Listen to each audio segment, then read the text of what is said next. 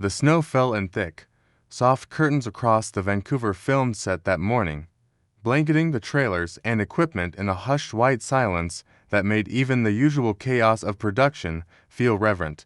It was the kind of cold that bit through layers, the kind that turned breath into visible ghosts and made hands ache inside gloves. The crew moved like shadows through the winter landscape, their footsteps crunching against fresh powder, voices muffled by scarves and the weight of another 16-hour day ahead. Somewhere beyond the lights and cameras, the city hummed with its usual urgency. But here, in this manufactured world of make-believe, time moved differently, slower, heavier, measured in takes and reset positions, and the endless waiting that defines the rhythm of filmmaking. And there, standing apart from the controlled frenzy, was a figure that seemed to belong more to the snow than to the machinery of Hollywood spectacle. Keanu Reeves stood with his hands in his pockets, his dark hair dusted with falling flakes, his eyes focused on something distant that only he could see. He wore no entourage around him like armor, no assistants hovering with phones and schedules. Just a man in a simple jacket, jeans worn soft with use, and shoes that had clearly walked many miles before this moment. The leather was cracked along the sides, the soles worn thin enough that the cold must have seeped through to his socks. Yet he stood there as if comfort had nothing to do with price tags and everything to do with familiarity. Those shoes had become part of his story, part of the quiet rebellion he'd been waging against an industry that demands its stars perform wealth and distance, that insists on separation between the extraordinary and the ordinary. A production assistant hurried past with a clipboard, her breath coming in quick puffs, and Keanu offered her a small nod, the kind of acknowledgement that costs nothing but means everything when you're invisible to most people on set. The snow continued its patient descent, indifferent to cameras and call times, covering everything in democracy's favorite color, white, the great equalizer. And in that moment, before the director called for positions and the machinery of cinema whirred back to life, there was just a man standing in old shoes, refusing to be anyone other than exactly who he'd always been. To understand the man in those worn shoes requires traveling backward through decades, through loss and silence and the kind of pain that either destroys a person or forges them into something unbreakable. Keanu Charles Reeves came into this world in Beirut in 1964, born into chaos even before he could comprehend it, a father who would drift in and out of his life like smoke, a mother who moved them across continents, searching for stability that always seemed just out of reach. By the time he was a teenager in Toronto, he'd already lived in 5 different cities, attended for different high schools, and learned the hard lesson that home is not a place, but something you carry inside yourself, something portable and often lonely. He was never the kid who fit easily into boxes. Dyslexia made traditional schooling a battlefield where words swam on pages and teachers mistook his struggle for lack of intelligence. But on stage, in the school drama productions, something else emerged, a young man who could inhabit other lives, who could find truth in pretend, who discovered that acting wasn't about escaping himself, but about finding all the selves that lived inside him. His hockey dreams faded. He was good, but not destined for professional greatness, and acting became the thing he chased instead. With the same fierce determination he'd once brought to ice rinks, Hollywood found him, or he found it. In that mysterious way careers begin, when talent meets timing meets the sheer stubborn refusal to quit. The late 80s and early 90s brought roles that should have transformed him into the typical young star, pretty, marketable, poised for the trajectory that lifts actors into wealth and careful distance from regular life. But something in Keanu resisted that transformation. Even as Bill and Ted's Excellent Adventure made him recognizable, even as Point Break proved he could carry action, even as Speed turned him into a genuine movie star, he remained somehow outside the machinery, observing it with the bemused detachment of someone who never quite believed his own press. Then came The Matrix, and with it, the kind of success that should have changed everything. The film wasn't just a hit, it was a cultural earthquake, a movie that redefined what science fiction could be, that gave a generation a new visual language and philosophical framework. Keanu became Neo, the reluctant messiah, and the parallels between character and actor were impossible to ignore.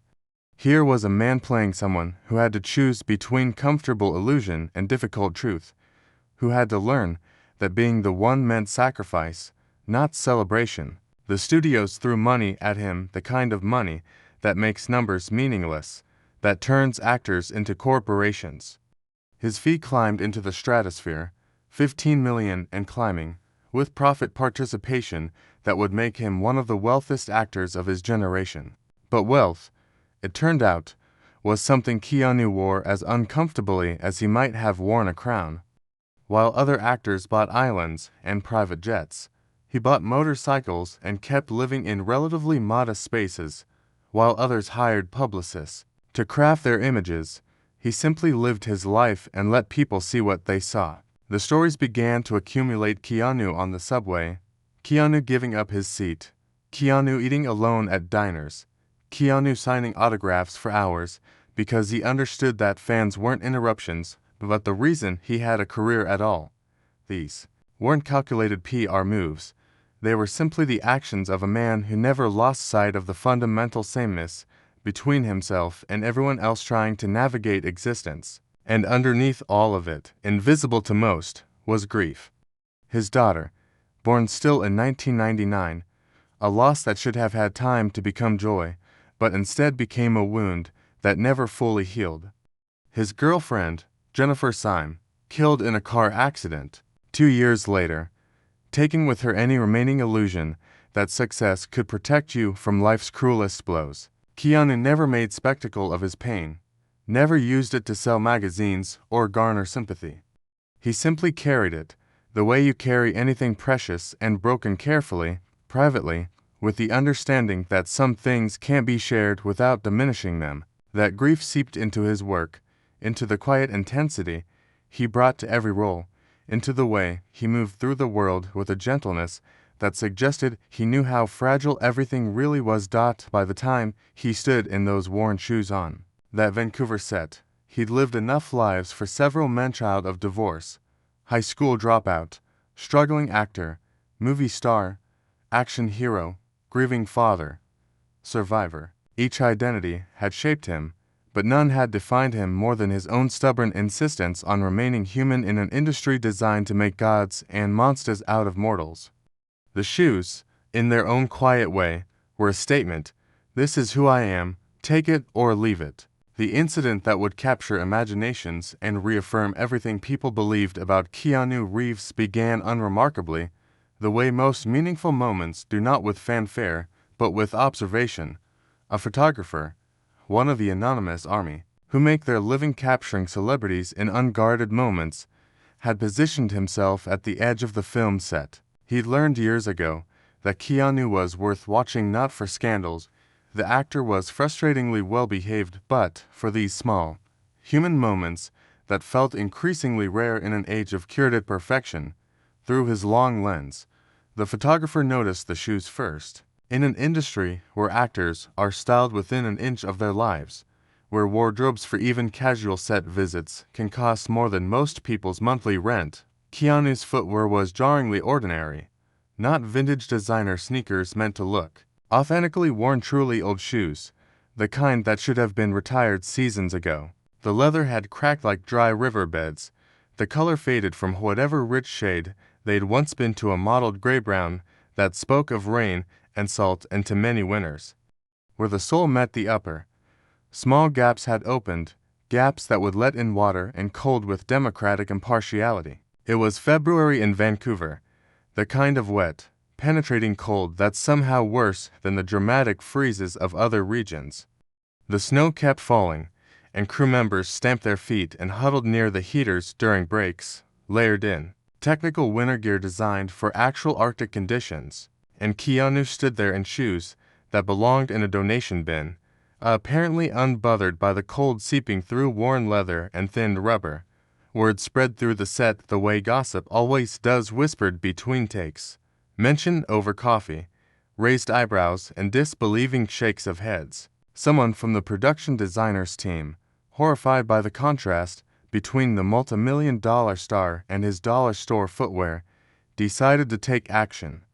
There was a prop master who knew someone who worked in high-end retail, and within hours, a solution presented itself: a pair of premium winter boots, Italian-made, waterproof, insulated, retailing for just under $10,000. The kind of footwear that appeared in glossy magazine spreads, that wealthy men bought as status symbols as much as functional gear. The production assistant, who'd been tasked with delivering this gift, approached Keanu during a break between setups, holding the box with the reverence usually reserved for holy relics. The boot's inside gleamed with newness, leather so perfect it looked almost artificial, laces that had never known the rough pull of cold fingers in a hurry. Around them, crew members paused in their work, curious to see how this small drama would unfold. Everyone had heard the stories about Keanu, his generosity, his groundedness, but there's always distance between reputation and reality, and this moment would prove which was true. Keanu looked at the boots, then at the assistant, then back at the boots. His expression was hard to read, something between amusement and general confusion, as if he couldn't quite understand why anyone would think he needed rescuing. When he spoke, his voice carried that particular quality it always had: soft but clear, tinged with an accent that was part Canadian, part everywhere he'd ever lived, part nowhere at all. "These are comfortable," he said, glancing down at his own worn shoes with what could only be described as affection. "Why would I change them?" The assistant tried to explain the cold, the snow, the fact that surely he deserved better, that he could afford better, that these boots cost $10,000. But Keanu was already shaking his head, that small smile playing at the corners of his mouth, the one that suggested he was in on a joke that no one else could quite hear. "I'm fine," he said. And then, with a laugh that held no mockery, only warmth, "I'm Canadian." It was such a small statement, those 3 words, but they contained multitudes. "I'm Canadian," a claim of identity that had nothing to do with his actual citizenship status and everything to do with a certain toughness, a refusal to complain, a cultural inclination toward modesty and making do. In that moment, Keanu was claiming kinship not with Hollywood royalty, but with everyone who'd ever worn shoes past their prime because they still worked, with everyone who'd ever chosen comfort over appearance, with everyone who'd ever found the whole business of expensive signaling vaguely absurd. The photographer caught at all the offered boots, the polite refusal, the worn shoes in the snow. But he'd also been watching for hours by then, and he'd seen so much more. He'd seen Keanu arrive at dawn, before most of the crew, not emerging from a luxury trailer, but walking from a modest rental car he seemed to drive himself. He'd seen him spend 40 minutes going over choreography with stunt performers, not standing back and letting his double take the risks, but engaging with the physical vocabulary of the scene, asking questions, refining movements, treating the stunt team with the same respect others reserved for directors and producers. Around mid-morning, as the temperature dropped even further, the photographer had captured something else: Keanu taking off his own jacket, a nice piece that was actually appropriate for the weather, and draping it around the shoulders of his assistant, a young woman who'd been visibly shivering while trying to do her job. She tried to refuse, but Keanu had already turned away, as if the transaction was so unremarkable it didn't merit discussion. He'd stood there in just his shirt and vest, seemingly unbothered, while she wore his warmth. During the lunch break, while other principals retreated to their trailers or the heated tent set up for cast, Keanu had remained outside. The photographer watched him share coffee with one of the stunt coordinators, the 2 men standing in the snow talking with the easy body language of colleagues, not subordinate and star, but simply to professionals discussing their craft. When Keanu pulled out his lunch sandwiches from a simple thermos, the kind of container construction workers carry, the photographer felt something shift in his understanding. This wasn't performance. This wasn't a celebrity trying to seem relatable for the cameras. This was simply who this man was, day after day, project after project, In the presence or absence of documentation, the hours stretched on, light fading early as it does in winter, and still Keanu remained. While other actors finished their coverage and departed, calling cars and disappearing into whatever constitutes their offset lives, Keanu stayed. He stayed for the wide shots where he'd be barely visible. He stayed for the coverage that focused on other actors, providing them with his presence for their reactions even when the camera would never cut to him. He stayed because a film set is a collaborative organism, and you don't abandon your collaborators just because you have the power to do so. As the crew began the slow process of wrapping for the day, as equipment was secured and lights powered down, Keanu finally headed toward his car. His assistant, still wearing his jacket, tried to return it, but he waved her off. The photographer, half frozen himself after a day of winter observation, captured one final image: Keanu's footprints in the snow, the worn treads of his old shoes leaving their mark in pristine white, a trail leading away from the lights and cameras and back toward whatever constituted his real life, his private self, the person who existed beyond the roles and the fame and the mythology that had grown up around him. In the photos that would circulate within hours, in the stories that would spread across social media like wildfire, there was something that transcended the specific details: the shoes, the refused boots, the shared coffee, the thermos lunch. There was evidence of a different way of being, proof that success didn't have to transform you into something separate and elevated, that millions in the bank didn't have to mean distance from the human basics of cold and hunger and the simple pleasure of comfortable shoes. Keanu Reeves, standing in the snow in worn leather, had somehow managed to remain exactly who he'd always been. And in an industry built on transformation and illusion, that consistency was more radical than any rebellion.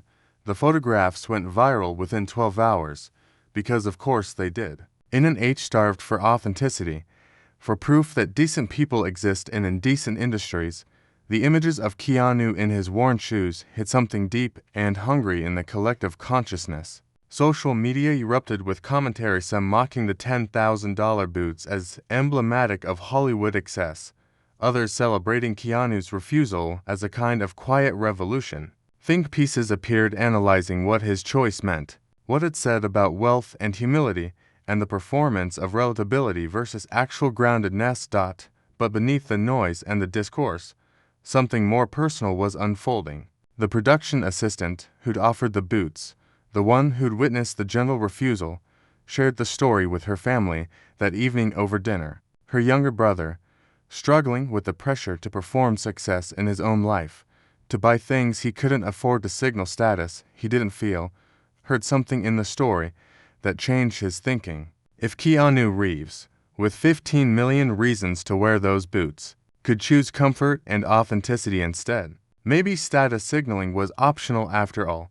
The stunt coordinator, who shared coffee with Keanu, told his crew about it the next day. They'd all worked with stars who treated stunt performers like human props, necessary but ultimately disposable, unworthy of real engagement. That Keanu would spend his lunch break talking shop, sharing his thermos coffee, listening to their concerns about a particularly risky sequence. It set a tone that rippled through the rest of the production. Sets have cultures, and those cultures flow from the top down. When your lead actor treats everyone with dignity, everyone starts treating everyone else with dignity. The entire production became a little more human because Keanu refused to be anything else.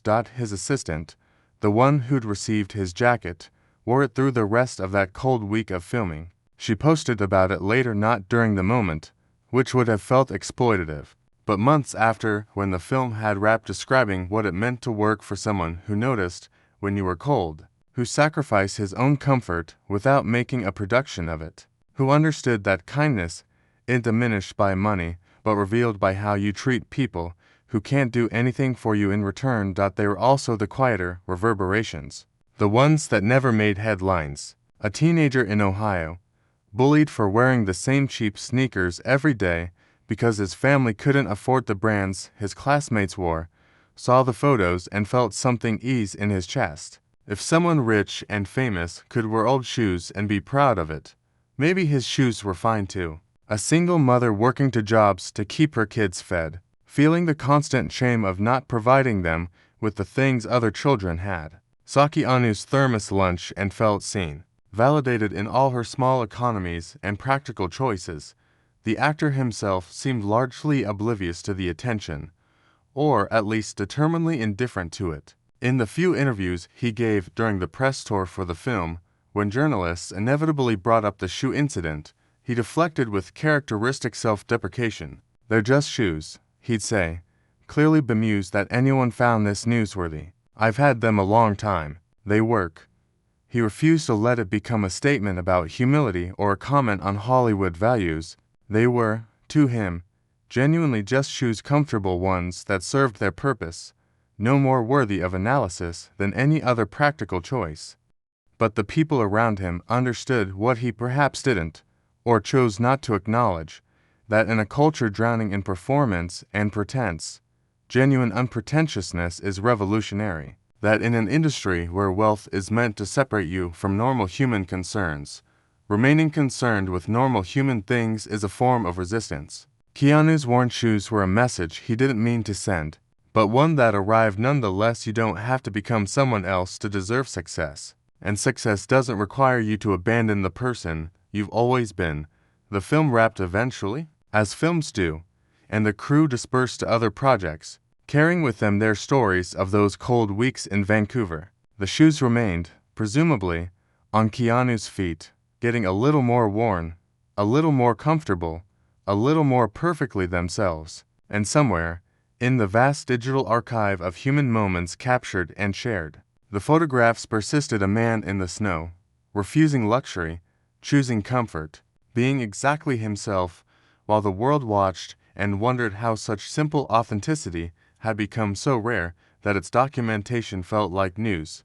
There's a story that Keanu Reeves never tells, though others have shared versions of it over the years. After making his fortune from the Matrix trilogy, he gave away millions to the special effects and costume design teams who'd made the films possible, to hospitals researching leukemia in honor of his sister who'd survived it, to homeless shelters and children's charities, to friends who needed help and strangers who didn't know his name but needed his money. He did this quietly, setting up foundations that bore no name, making contributions that weren't tax write-offs or PR opportunities, but simply the logical extension of having more than you need in a world where so many have less. When asked about it, on the rare occasions he couldn't deflect the question entirely. He said something about money being made up, about how it wasn't real in the way that people were real. Relationships were real. The work itself was real. "I can live on what I have for centuries," he once said, the hyperbole underscoring the absurdity of accumulating wealth beyond any possible use. What was the point of sitting on mountains of money when that money could become medical research, could become housing, could become second chances for people who'd never had first ones? The worn shoes in the snow weren't separate from this philosophy, they were its physical manifestation. To buy new boots every season because you could, to discard things that still functioned in favor of things that signaled more successfully, to participate in the endless consumption that defines modern wealth, would have required him to become someone he'd never been. The shoes were old because they still worked, and replacing them would have been wasteful. And waste offended something deep in his character, something shaped by those years of moving from place to place, of never having enough stability to take permanence for granted, but more than practicality or frugality. The shoes represented a refusal to let success change the fundamental equation of his life. He was still the kid who'd moved between cities and schools, still the young actor who'd slept in cars and empty apartments, still the man who'd learned that possessions were temporary, but character was permanent. Wealth had given him security and freedom, the freedom to choose projects that mattered to him, to support people and causes he believed in, to never worrying about the basic mathematics of rent and food that dominate so many lives. But it hadn't changed his understanding of what mattered, what made a life worth living, what separated meaningful existence from empty accumulation. In an industry that often seems designed to erode humanity, to sand away the rough edges that make people interesting in favor of the smooth surfaces that photograph well. Keanu Reeves had somehow remained rough-edged and interesting. His reluctance to engage with fame on its usual terms. His refusal to perform celebrity in the expected ways. His insistence on treating everyone with the same baseline respect. Regardless of their position or usefulness to him, these weren't calculated strategies but natural extensions of who he'd always been. The meaning of those worn shoes. The reason strangers felt moved by photographs of them wasn't really about humility or frugality or any single virtue. It was about the possibility of remaining yourself in circumstances designed to transform you, about the radical choice to reject transformation when it's not just offered but demanded. Keanu could have worn $10,000 boots. He could have surrounded himself with assistants and barriers and all the apparatus that maintains distance between stars and everyone else. He could have performed wealth and success in all the traditional ways, and no one would have faulted him for it. That's what success is supposed to look like, after all.